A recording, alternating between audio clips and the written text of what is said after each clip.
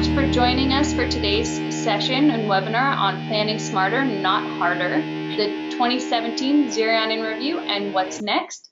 My name is Berit Johannesson, and I'll be your host today, and the presenter is going to be Ben Berit. The next thing that I want us to go through is the announcements. So first and foremost, we have another Spotlight on Customer Solutions webinar coming up. And we're really looking for some of you who have been using either iForm Builder or Zerion Software for some time now, or even just in the past year, and you've really built a great process and you want to share that with everyone. If you are interested in presenting, please let us know. Either you can put it in the chat area or question area in the control panel today, or you can email me later, and I'd be happy to give you more details on that. I think it's really helpful for our customers to learn from each other so that they can become better at building their own solutions and to think outside the box a little bit. The next thing that I want to point out here is we do have our Advanced Form Builder certification, or it can also be a recertification for those individuals who have already been Form Builder certified. This is coming up on August 29th and the 31st. It's a total of 4 hours, so it's half the time and half the cost of the original Form Builder certification to keep your certification active. And we have Advanced Form Builder certification added in there because not only are we going to do a brief review of what you did in the Form Builder certification, but we're going to build on your knowledge so that you become better form builders. And the last piece that I want to share with you today is that we have 3 webinars coming up. Next week, we have the Best Practices for New Form Builders webinar. Even if you're an older form builder, I would recommend joining this session so that you can kind of go through the new form builder interface and make sure you're using best practices within that interface. We also have a webinar coming up on the 26th, so to talk through the Esri and Zerion platforms and how they work together, and how they can really help each other out and balance each other to give you as a customer better information. And as I mentioned before, we have a webinar coming up on customer solutions. And so if you're somebody who wants to present in that, that'll be August 2nd. And all we ask is for you to present for 10 to 15 minutes. Next up, in September, we have our annual Power User Summit. This year, it's going to be really helpful. We have awesome presenters coming in, and we also are adding additional training sessions. So if you do have the time to come to this event, if you can take off maybe the whole week, on Monday and Tuesday of that week, we have 2 certification programs going on, one for data flow automation and the other for the Form Builder certification. Then on that Wednesday, we have the Power User Summit. And then the Thursday, we have reports and documents training, as well as some other wonderful events. So definitely look into that if you're able. So before I hand it over to Ben and he starts going through how to plan smarter, not harder, one thing I did want to mention is if we do have some iForm Builder customers on today's call, I do want to point out that within Zerion Software, we have different products, one of them being iForm Builder and another being Zerion Web Services. iForm Builder is great for mobile data collection and really is able to start your projects off really strong and help or create a good foundation for that mobile data collection process. Zerion Web Services adds more to that process, and it gives you access to data flow automation, which is a tool that will allow you to connect to different web services. It allows you to do that without using the API, so you're able to develop that on your own. And then it also includes documents and reports so that you're able to build more visualization and to really cut your process in half.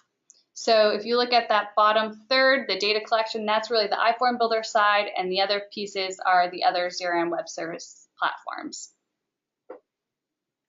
And now going into today's webinar and why we're all here. So today's webinar on Planning Smarter, Not Harder, our presenter is Ben Berit, and during this session he'll go through the value of why it's important to plan smarter and not harder.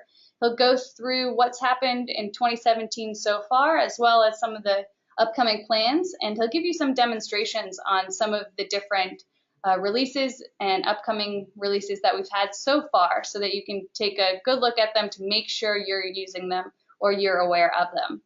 And we'll go through the key goals of 2017, and then he'll jump into the R&D to get some input from you guys on what you think is best for Zerion.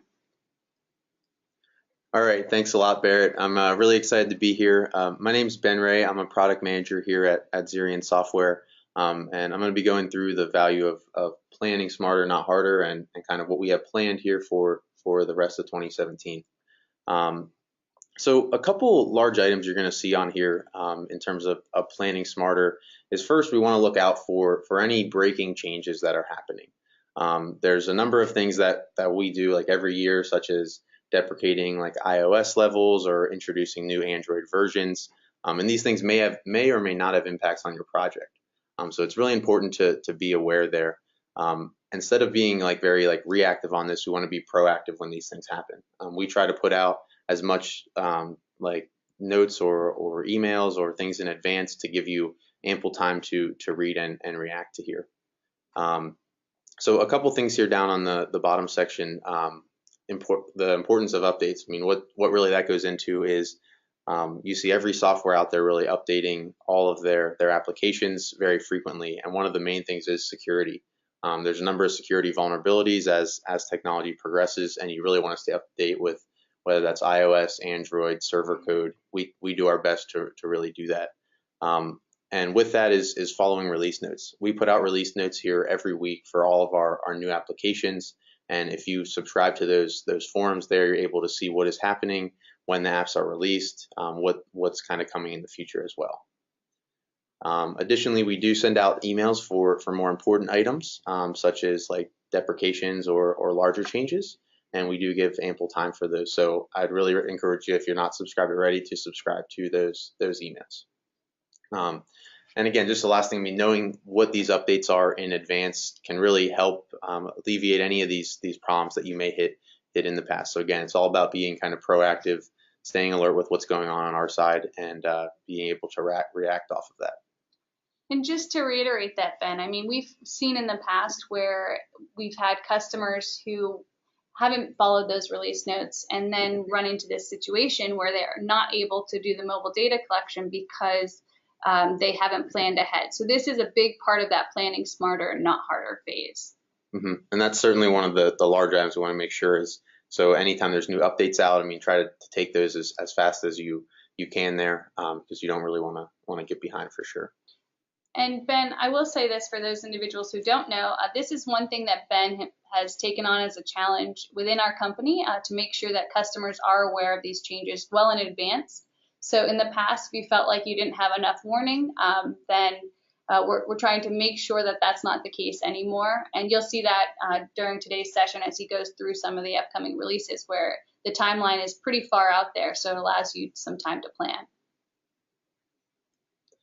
So for 2017, for the beginning of the year, we had a game plan, and it includes like 3 or 4 main items here. So first, on the mobile data collection side, we want to increase all the features and functionality there to get iOS and Android at the same level, update and release our new form builder, which I'll be going into later here.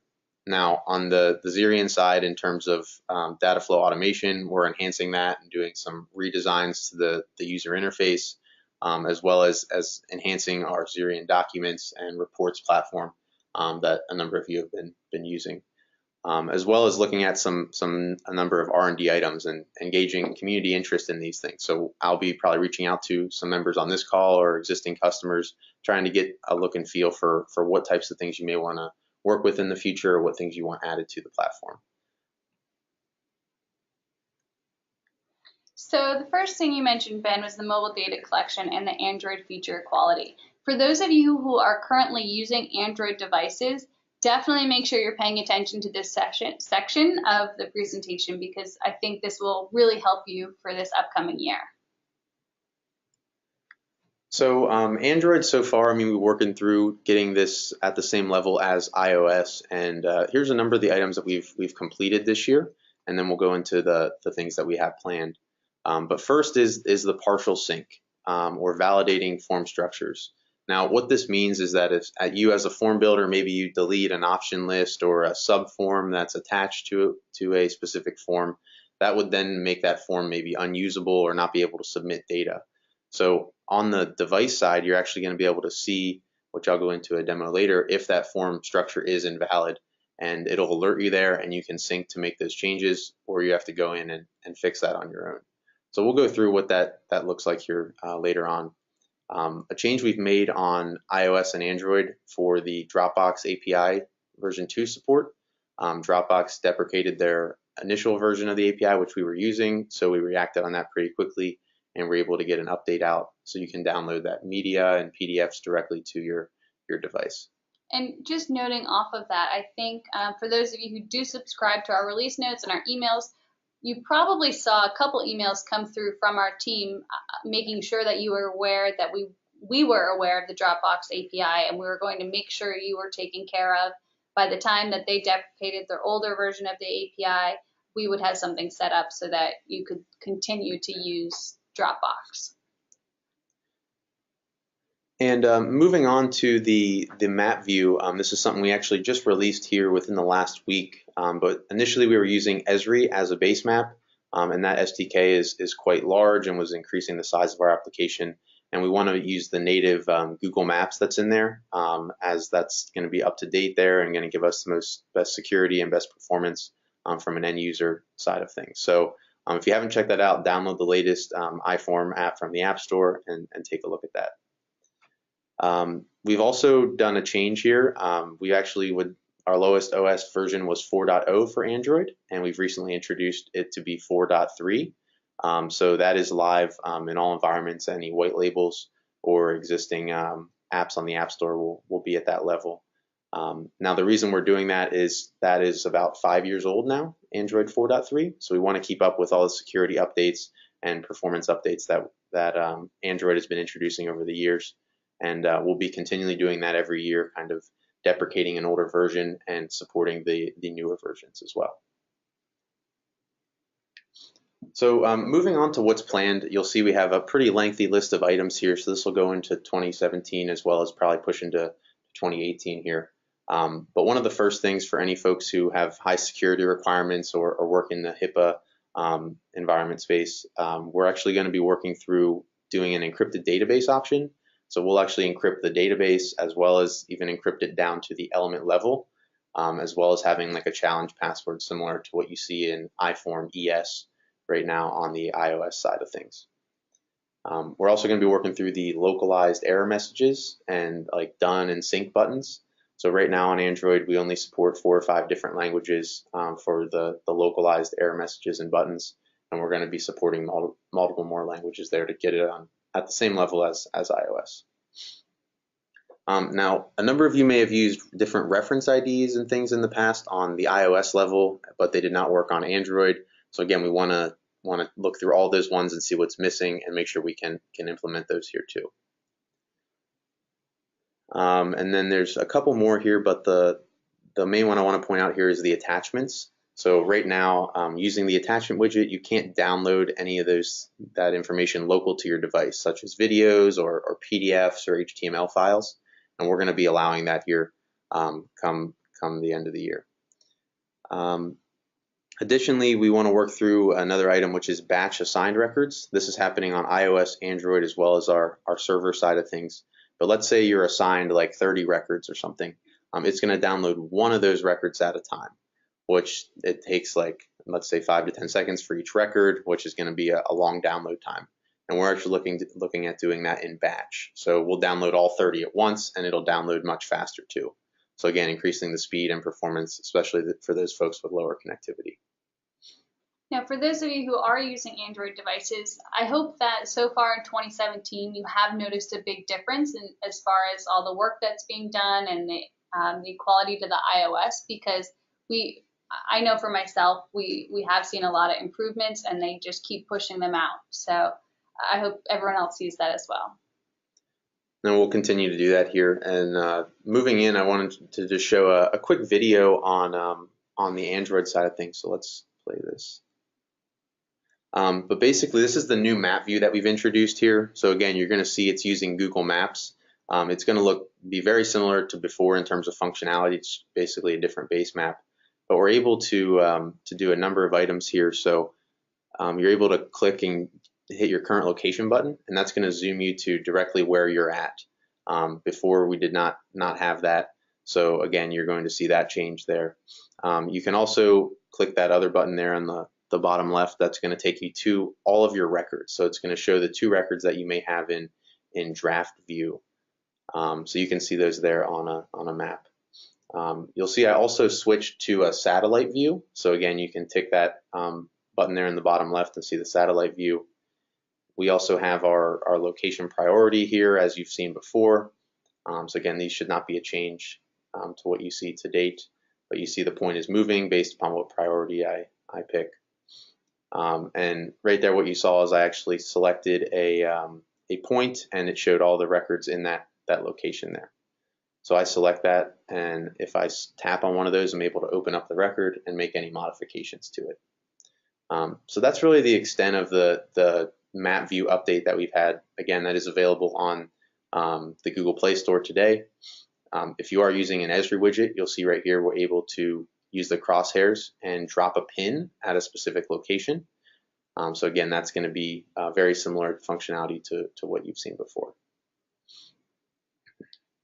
Awesome. So if someone does use the Esri widget, this isn't the Esri map, but it's still able to perform exactly the same. It is, that's correct. This is just for the base map that we are using here. So again, if you hit the plus sign, it shows those crosshairs, and you're able to drop a pin just like before.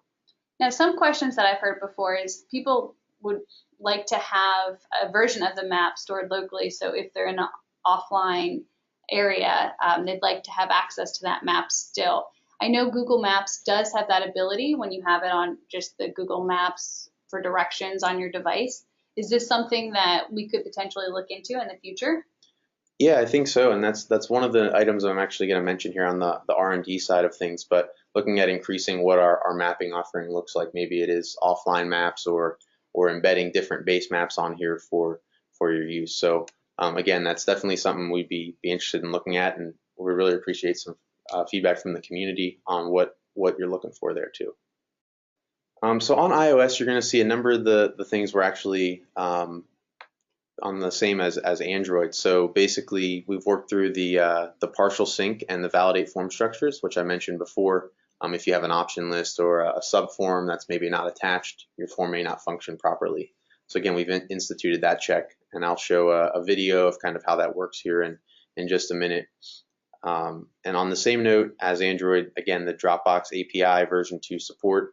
So making sure that there's no kind of lapse in downloading those images as long as you get that new updated application there. And then we've done a number of performance enhancements to make downloading records faster and just the whole UI faster as well. You might have seen the updated interface toggle there that we have. When you turn that on, the UI is going to behave faster and have a number of changes on there as well. And we fixed a number of bugs that we've had. They were outstanding ones for a very long time that we wanted to kind of circle back and make sure we can resolve those.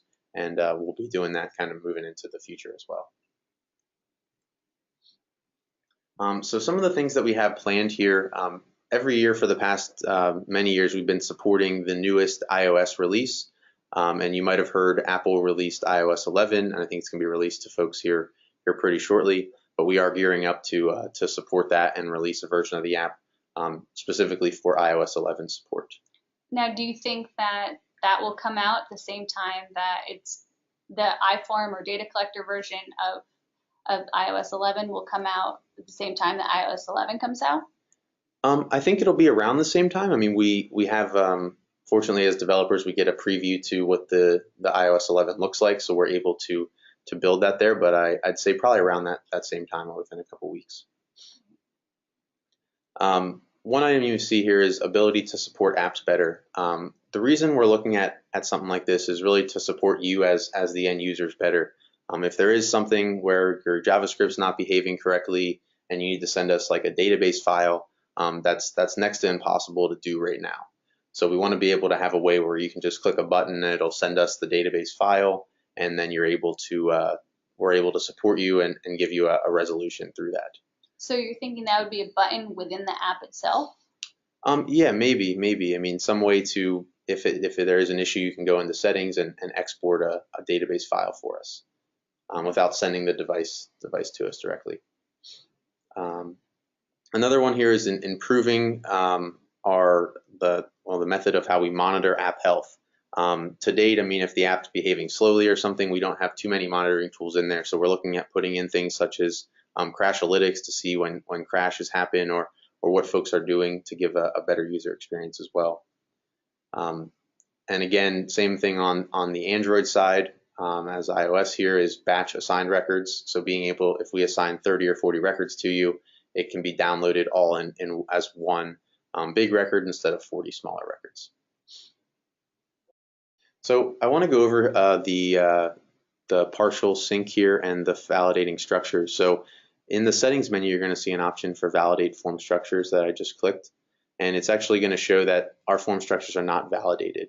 So once I tap this button here, it's actually going to validate all forms, and you see we have about 52 forms in this account.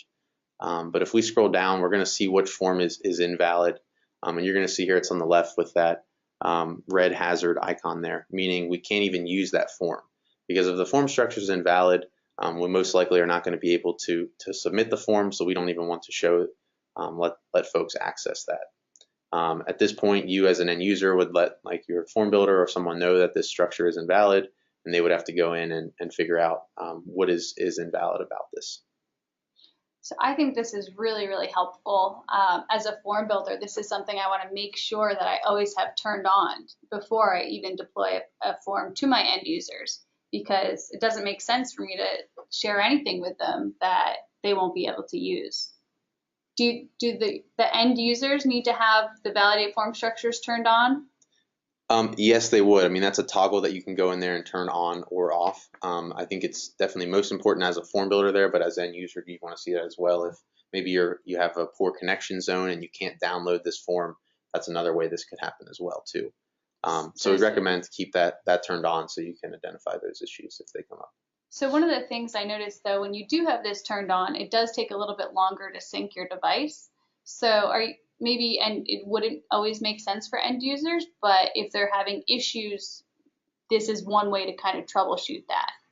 Yeah, right? Absolutely. You may see issues trying to upload a record, like some error that comes in there because you may not have it or a required field might not be able to be filled out. So I think there's a number of good reasons why there.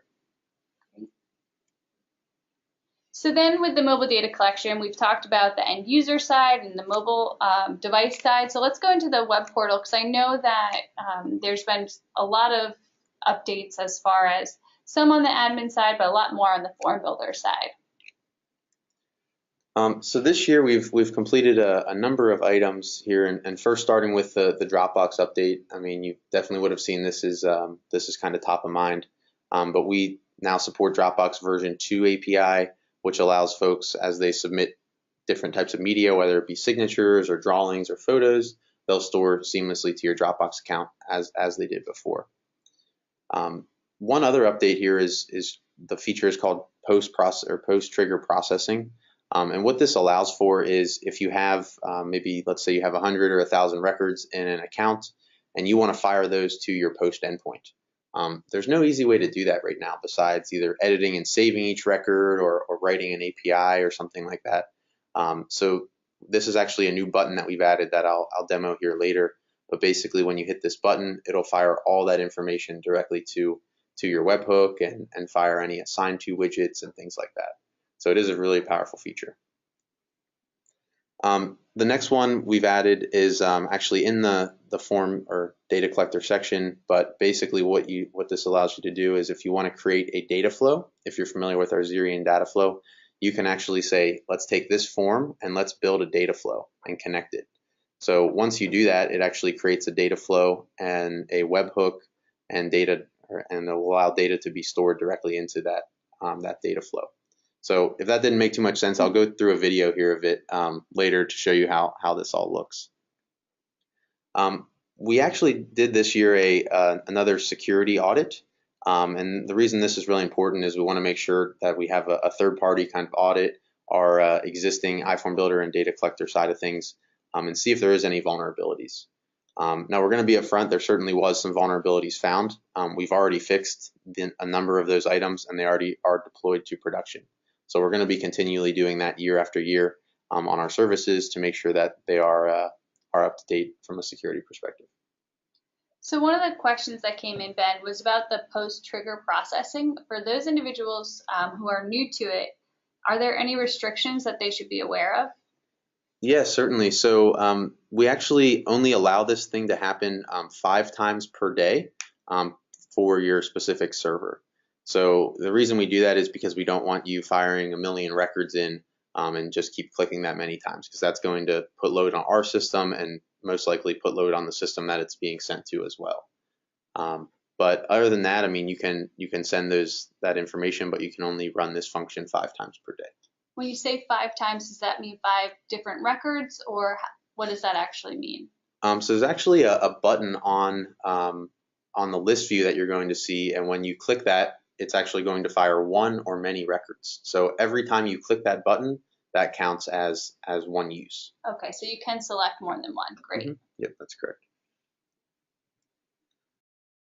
Now on the form builder side of things, we introduced this new form builder here, I guess last year it was now.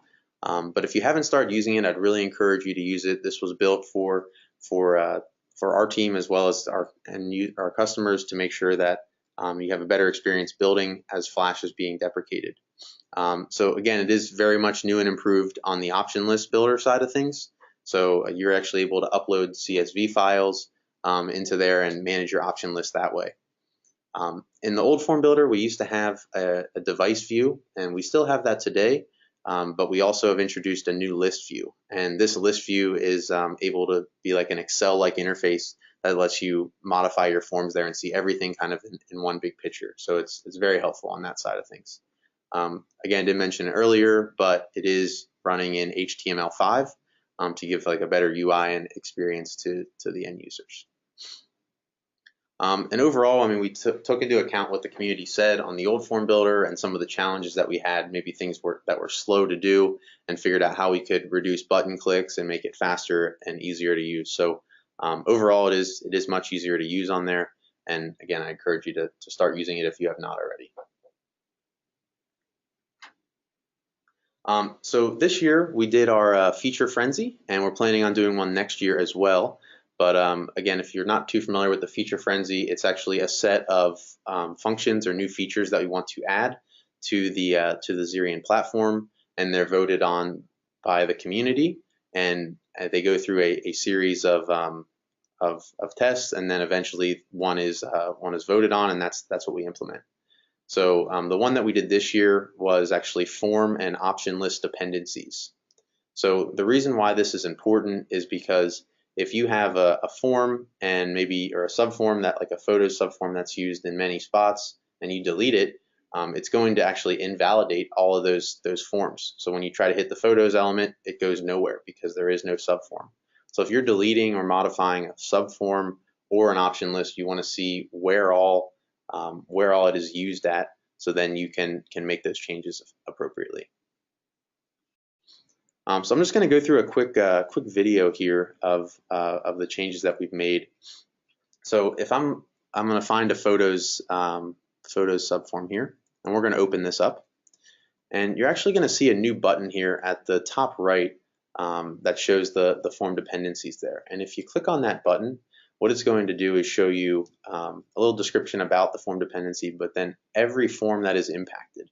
So in this scenario, we see it's called the work order form, and it's used in my element 458, and it's used 4 other spots there. It's also used on a different form called our residential building inspection and take photos. So I know if I make any changes to this form, it's going to impact all of these forms here. And this, what you're going to see here, is going to be the same for the option list as well. So I'm going to show that here in just a minute. But again, if you do make any changes to it or delete it, these are going to be impacted, as well as the forms will be invalidated. So it looks pretty much the same here on the option list side. So let's look for one of our like yes/no elements. And again, I can click that dependencies option here, and we're going to see this yes, no is used in a lot of places. So we want to be really careful about making changes to this. If we put yes, no, NA, or even delete this list, we have a lot of work to do. So again, we're helping you as end users to make sure that you know exactly where all your forms are used, and we're looking to do this on other services as well in the near future too. Now, I think that's really helpful. And actually, one thing that you had mentioned to me earlier about this is this works really well hand in hand with that form validation. Yes, certainly. In the form validation I showed, we maybe could have done it in a different order, but in the form validation, that's making sure that your structures are complete. And in this scenario, let's say we delete a photo subform. Well, when I sync up my device, I'm going to now see that my form is now invalid because I don't have a photos reference there. Or if I delete an option list, you're going to see that same thing. So these certainly go hand in hand. And as a form builder, if you use the subform and option list dependency, you shouldn't have any issues in terms of your form structures being invalidated, because you're going to be checking before making all of these changes. Great.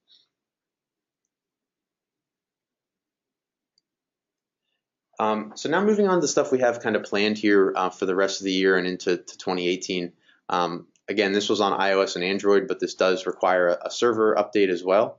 But if you're going to select multiple records and assign them out to a user, it'll download it in one shot instead of one record at a time, increasing the speed there.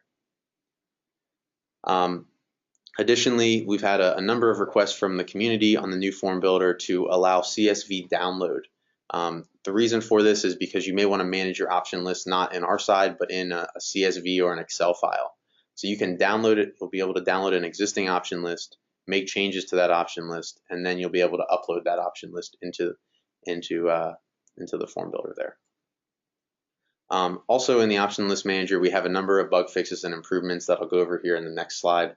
But you may see some weird behavior here and there with sort order and things like that we're going to be addressing here shortly.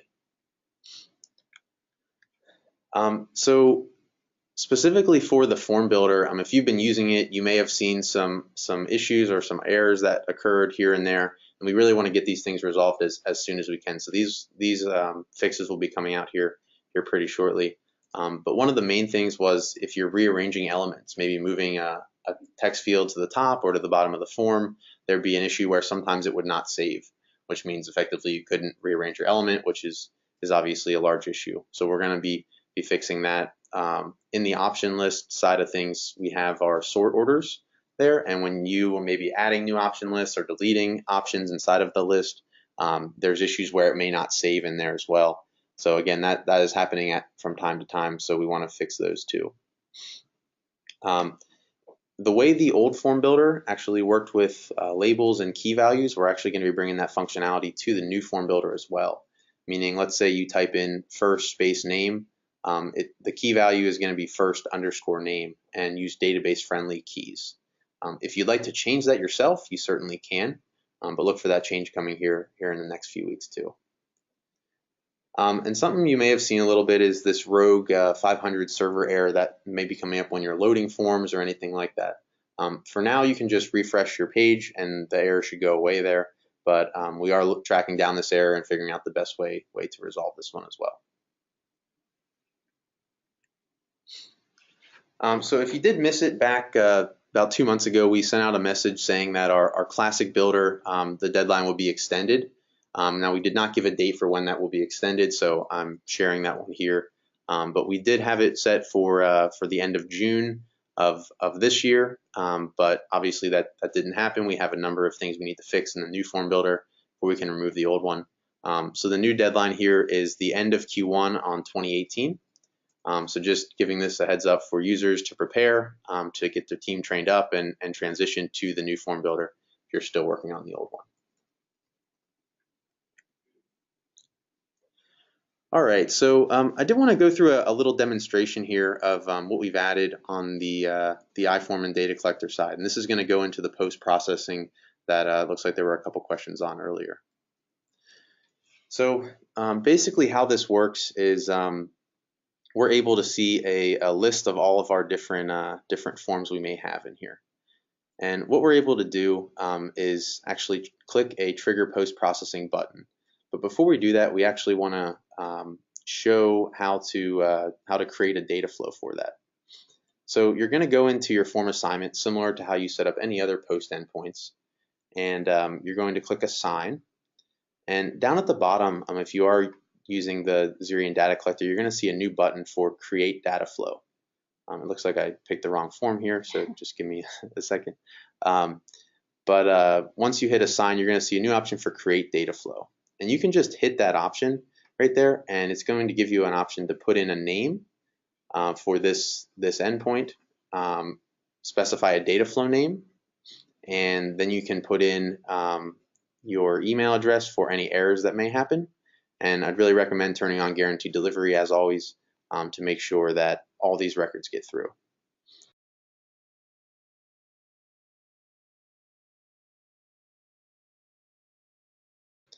And at the moment I hit create, you're going to see it set up a brand new endpoint down there below.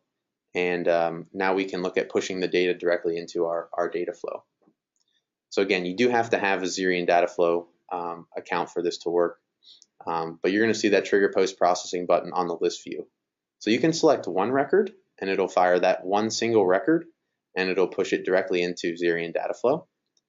So I'm going to go into the data flow side of things here, and we'll just do a quick refresh of the page and we can see the data flow that it created and the one record that has been populated. And just to be clear, to use the trigger post processing, you don't have to have data flow automation.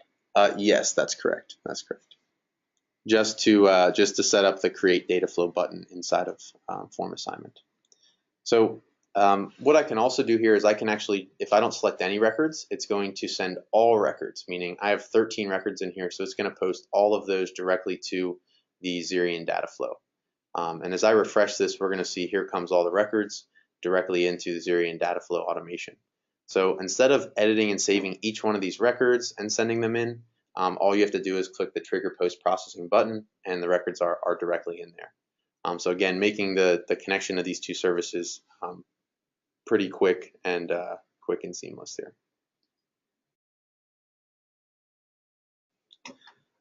So on the data flow automation side, for folks that are using the Zerion side of things, you really want to pay attention here, as we've done a number of large items in the past couple months and have a number of big things planned too. So on the things that we've completed so far, this is not everything, but these are some of the main items I want to point out. But first is the SQL Server action. We introduced that last year, and we were just able to create new records in a SQL, or new rows in a SQL Server table, which is great, but we do want to be able to update records or delete records or do an update or insert on those. So we've added that functionality. Also on working with the iForm or the Zerion DC action, before we were only able to create records or assign records. So we've enhanced that functionality to be able to update records, to like create and assign, also to even delete records from the system as needed there too. And another big item that I'm going to show here in just a minute is our data flow sharing. So in the past, once you created the data flow, it was owned by you and no other users could access it. And now you're able to share this data flow with other users, even for a specific duration. And then some of the larger items that's planned, if you were following our release notes, you would have seen we're working through an interface redesign here, which I'll show quickly. But basically what this entails is taking all the UI and color schemes and things from our Zerion identity management and moving those over into data flow for a more consistent look and feel. Additionally, if you're trying to download Excel right now, export as an Excel file from Zerion data flow, there may be times where it times out or things like that. So we are supporting larger Excel file downloads where you then either get an email with a link to download that file. For the folks who have been working through and using our aggregation features, so that's doing maybe your counts or your sums or anything along those lines, you may have found this to be not the most user-friendly.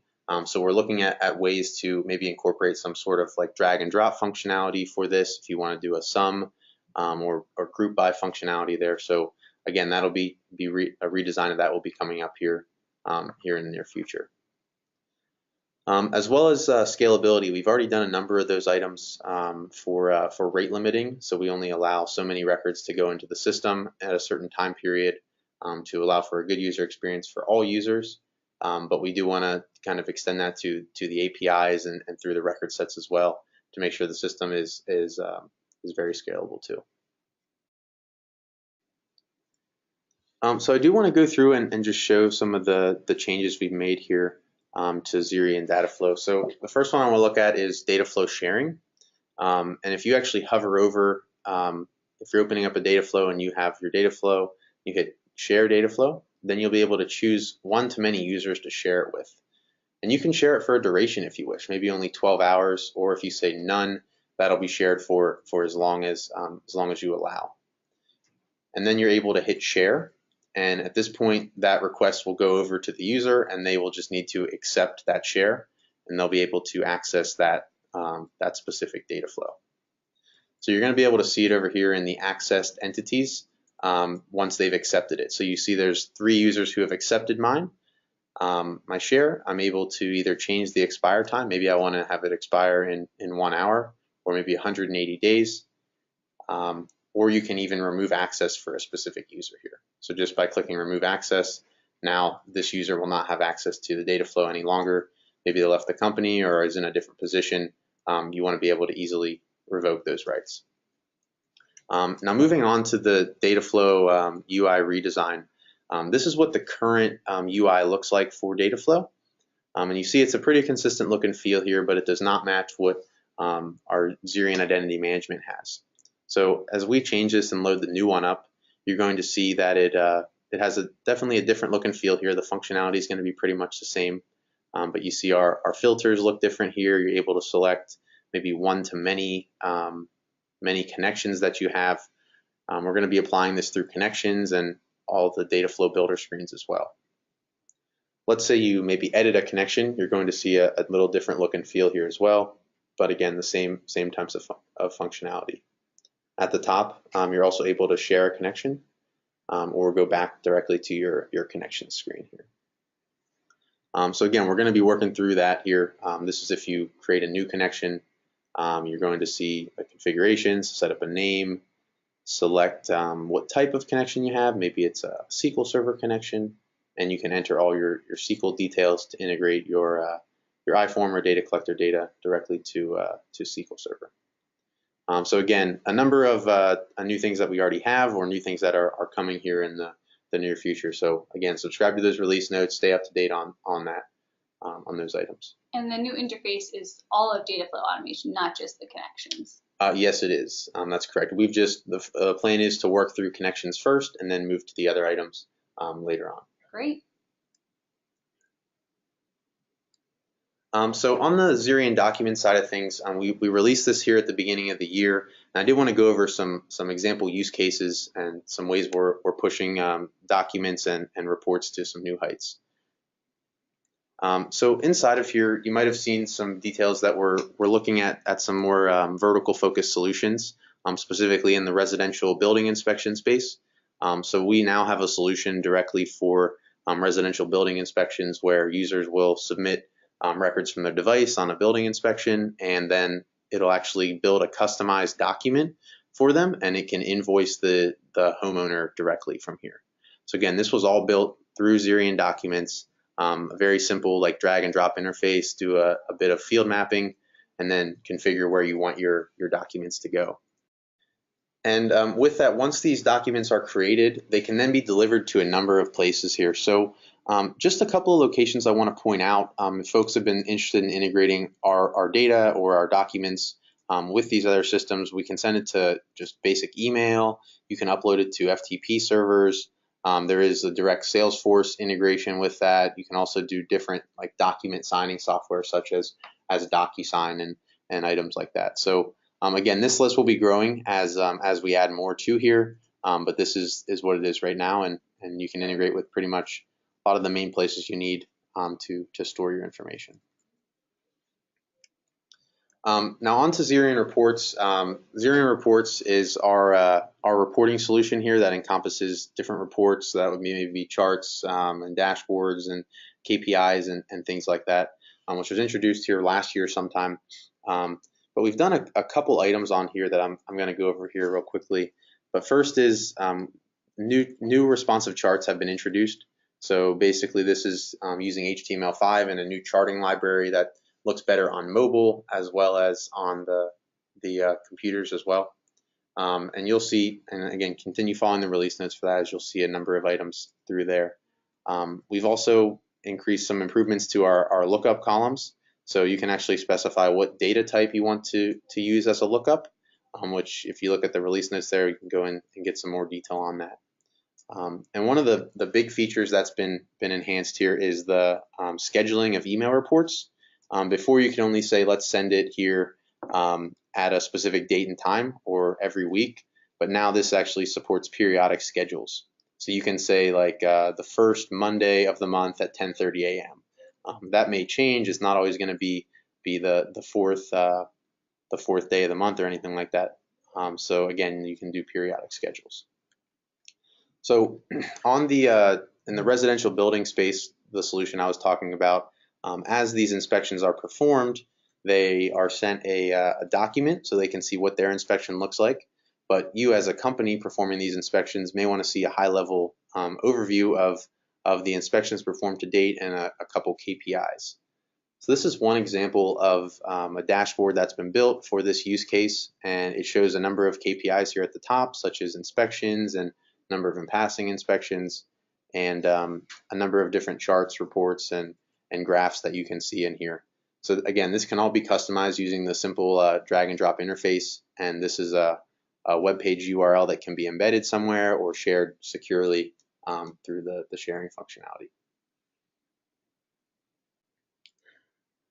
So the last part here, I wanted to go into just some R&D that we're looking into for this, maybe more for 2018. But these are just some items we've seen from the community and that we've sourced as a team as well. So one of the big things we're looking to introduce is a Zerion data flow API. So being able, like the functionality we've had with the iPhone Builder API, where folks have built these pretty amazing integrations there, we want to extend the same API functionality to Zerion data flow. So folks can say automatically build a data flow that connects to SQL Server without any configuration.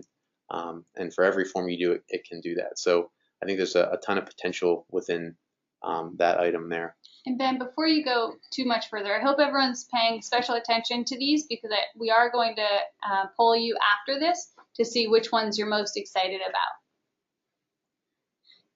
And on that note, the other items here are Salesforce integration. So we want to learn from the community what exactly Salesforce means. We've heard folks that want to create new cases or create new contacts, but from what we've been looking at, Salesforce has thousands of different APIs and potential integration options. So what would those main ones be?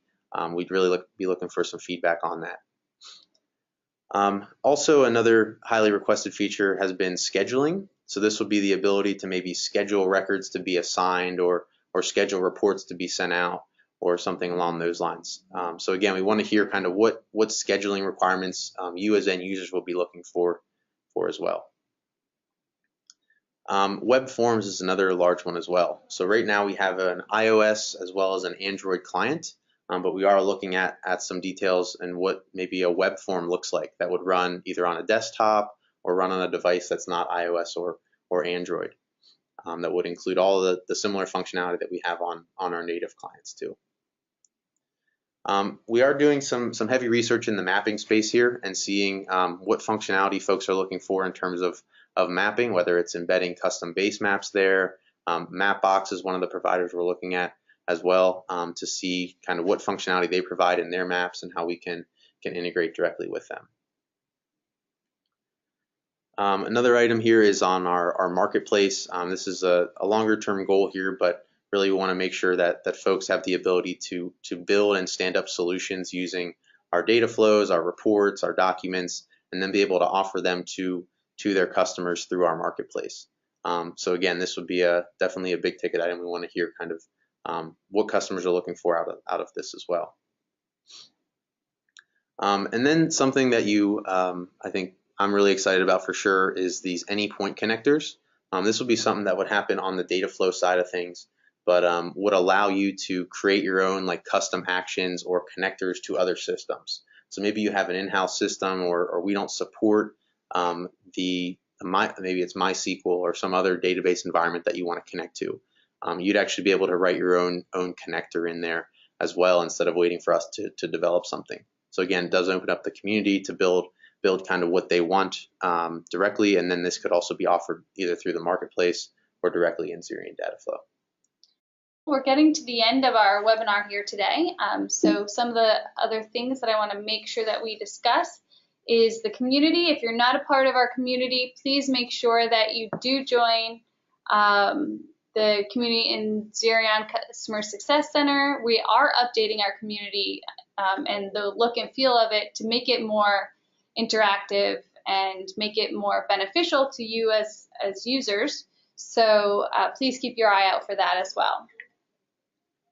If you're ever in need of any sort of support, I do want to make sure that you're aware that we have a large range of support, whether it's our community, our release notes, our ebooks, our Form Builder certification, or webinars. These are all available to you. And when we send over the presentation after today's session, all of these are links. So if you're looking to learn more, you can definitely click on these for more information. We also have an awesome blog that is being updated on a weekly basis, and it has great articles written by our team, just introducing different features that we have, as well as going through different solutions that have been developed using our tools. And the last thing I wanted to mention here is just a big thank you to Ben and all of you for attending today. I know a lot of work goes into kind of gathering all the details for everything that's happened the last 6 months and what we're planning on doing in the next 6 months. So big thank you to you, Ben. For those of you who are attending, again, we know your schedules are busy, so we really appreciate you taking time out and making sure that you attend these and be a part of them and ask questions. So thank you. Then I also want to mention that Zerion Academy, if you're not a member of Zerion Academy yet, you will be after today's session, because we are going to upload the recording there and include all the materials there, so you'll have access to it. If there aren't any further questions, thank you guys again, and have a wonderful rest of your day.